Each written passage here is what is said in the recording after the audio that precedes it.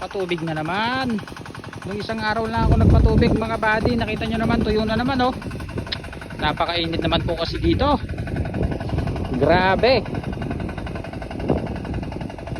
Yun oh, tuyo na naman dun oh.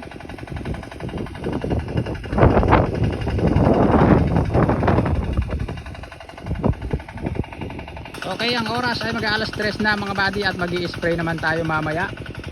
Pagka medyo malamig-lamig na at medyo mahangin-hangin na.